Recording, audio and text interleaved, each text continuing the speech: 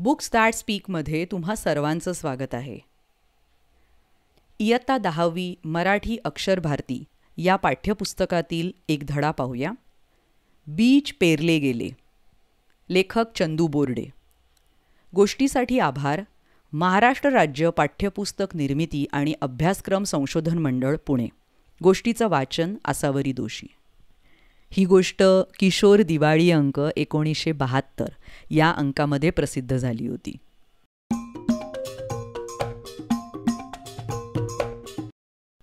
माझ्या बालमित्रांनो, मी तुमच्या एवढा होतो तेव्हा अगदी तुमच्यासारखाच खेळकर, खोडकर आणि उपद्व्यापी होतो. माझा जन्म पुण्यातच एका गरीब कुटुंबात झाला. माझे वडील त्यावेळेस पोलीस खात्यामध्ये तुटपुंज्या पगारावर नोकरी करत होते. तेव्हा साहजिकच गरीब कुटुंबाच्या वाट्याला येणारे सारे कष्ट आणि दुःख आम्ही भोगत होतो. अशा परिस्थितीत वडिलांना आम्हा मुलांसाठी खेळणी विकत घेणं शक्यच नव्हतं. दुसऱ्या मुलांच्या हातात खेळणी पाहून आम्हाला त्यांचा हेवा वाटत असे.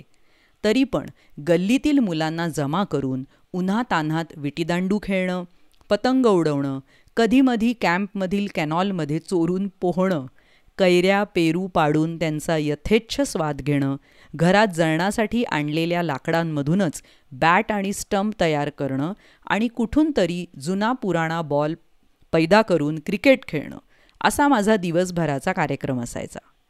संध्याकाळी घरी येईपर्यंत माझ्याबद्दल बऱ्याच तक्रारी आईच्या कानांवर आलेल्या असायच्या. दिवसभराच्या खेळाने भूक तर खूपच लागलेली असायची. घरात पाऊल ठेवतो न ठेवतो तोच पाठीवर धम्मक लाडू आणि चापट पोळ्यांचा यथेच्छ वर्षाव व्हायचा. मग मी घरात एका कोपऱ्यात जाऊन रडत बसायचो. तिथेच झोप लागायची आणि जाग यायची ती आईच्या प्रेमळ कुशीत. नंतर माझ्या वडिलांची बदली वडगावला झाली. त्याचा परिणाम असा झाला की मला आणि माझ्या थोरल्या भावाला शाळेसाठी पुण्यातच काकांकडे राहावं लागलं. त्यावेळेला मी अवघा 9-10 वर्षांचा असेन. त्या लहान वयात आईवडिलांपासून दूर राहणे माझ्या जीवावर येई. खूप रडायला यायचं, पण त्याचा काही उपयोग व्हायचा नाही. हट्टही करून बघितला, पण व्यर्थ.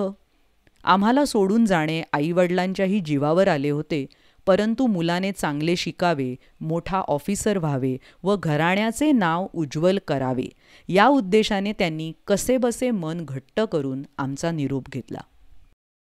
त्यानंतर माझ्या आयुष्याला एक निराळंच वळण लागलं. माझे चुलते पुण्याच्या YMCAच्या कंपाऊंडमध्ये राहत असत. ही संस्था खेळाकरिता प्रसिद्ध असल्याकारणाने बरेच लोक या संस्थेचे सभासद होते. रोज सकाळ संध्याकाळ ज्यांना जसं जमेल त्याप्रमाणे ते खेळायला येत असत. साहजिकच याचा परिणाम माझ्या बालमनावर होई. मुळातच खेळाची आवड जास्त असल्याने मी त्या सभासदांचा खेळ लक्ष देऊन पाहू लागलो. अनेक खेळाडू पाहण्याची मला रोज संधी मिळू लागली. शाळा सुटली ना सुटली तोच धावत येऊन मी प्रथम ग्राउंडवर हजर होत असे. सर्व खेळांमध्ये मला क्रिकेटचा खेळ फार आवडू लागला. या खेळानेच मला जास्त भुरळ पाडली. कधीकधी काही खेळाडू स्वतःला भरपूर खेळायला मिळावं म्हणून लवकर येत असत. कोणी नाही आहे असं पाहून ते मला चेंडू फेकायला बोलवत. मी अशा कामासाठी नेहमीच तयार असायचो. आंधळा मागतो 1 डोळा आणि देव देतो 2. या संधीचा पुरेपूर फायदा घेऊन मी अधिक उत्साहाने आणि आनंदाने जितक्या जोरात बॉल टाकता येईल तितक्या जोरात तो टाकून सभासदांची दांडी उडवण्याचा प्रयत्न करत असे. माझा उत्साह पाहून मला उत्तेजन मिळावे आणि त्यांनाही खेळायला मिळावे म्हणून ते देखील मुद्दाम आऊट होत.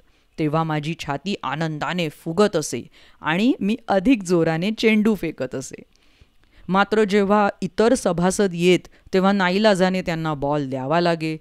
तरीसुद्धा लांब उडालेला चेंडू धावत जाऊन अडवण्यात आणि तो लगेच उचलून फेकण्यात मी समाधान मानत असे. आपणही यांच्याप्रमाणेच खेळावं अशी इच्छा मनात येई. पुढच्या आयुष्यात क्रिकेट खेळाडू होण्याची खूणगाठ मी इथेच मनाशी बांधली.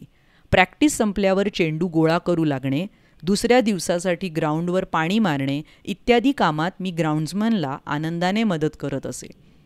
हे सर्व होत असताना रात्रीचे 6 ते 8 वाजता माझे काका सर्व मुलांना एकत्र बसवून प्रार्थना शिकवत आणि अभ्यासाला बसवत.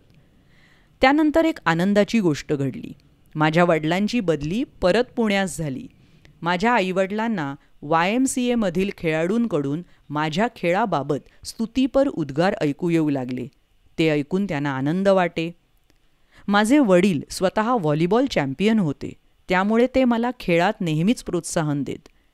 एकदा दुपारी त्यांना जेवणाचा डबा घेऊन गेलो असताना त्यांनी मला दुकानात नेले आणि 6 रुपयांना एक जुनी बॅट विकत घेऊन दिली.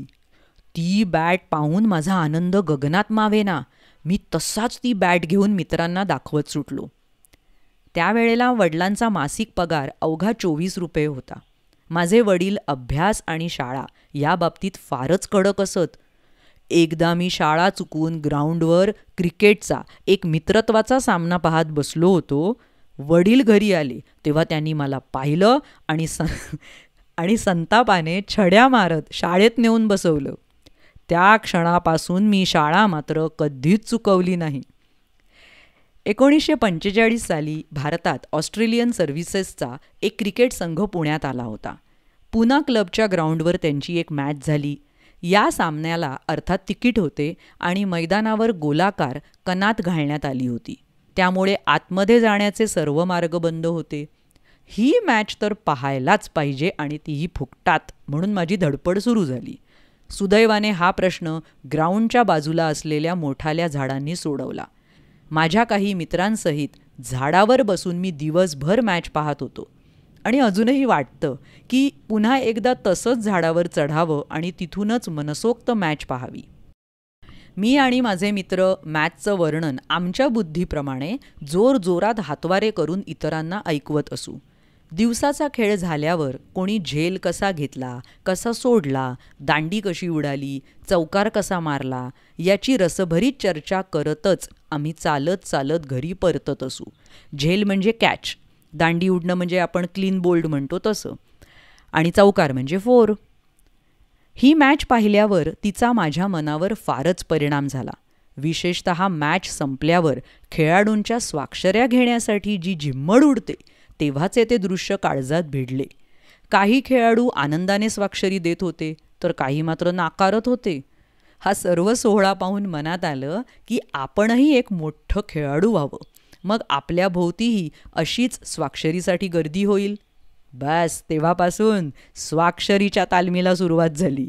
विशेष म्हणजे वर्गात गणिताच्या तासाला वहीची अनेक पानं माझ्या स्वाक्षरीने भरू लागली. जर चुकून माकून शिक्षकांचे माझ्याकडे लक्ष गेलेच आणि मला प्रश्न विचारलाच तर नकळत माझ्या तोंडून हाऊज दॅट असं उत्तर बाहेर पडे. हे उद्गार ऐकून वर्गामध्ये एकच हशा होई आणि माझी मान लाजेने खाली होई. पण हीच लाजेने खाली घातलेली मान मी जेव्हा थोड्याच दिवसांनी आंतरशालेय सामन्यात 100 धावा केल्या तेव्हा सर्वांच्या डोळ्यातील कौतुकांचे भाव पाहण्यासाठी अभिमानाने वर झाली. माझं नाव मोठ्या अक्षरात शाळेच्या बोर्डावर झळकलं. विद्यार्थ्यांनी आणि शिक्षकांनी माझ्या पाठीवर शाबासकीची थाप दिली आणि त्याचवेळी प्रथम मला क्रिकेट खेळत असल्याबद्दल धन्य धन्य वाटलं. माझ्या मनात क्रिकेटचं बीज पेरलं गेलं आणि उगवलं ते असं. ही गोष्ट किशोर दिवाळी अंक 1972 या अंकामध्ये प्रसिद्ध झाली होती. बालभारतीमधील या आणि अशा अनेक गोष्टी ऐकण्यासाठी बुक्स दॅट स्पीक या चॅनलला नक्की भेट द्या. Instagram ID books that speak. भेटूया पुढल्या प्रस्तुतीत. धन्यवाद.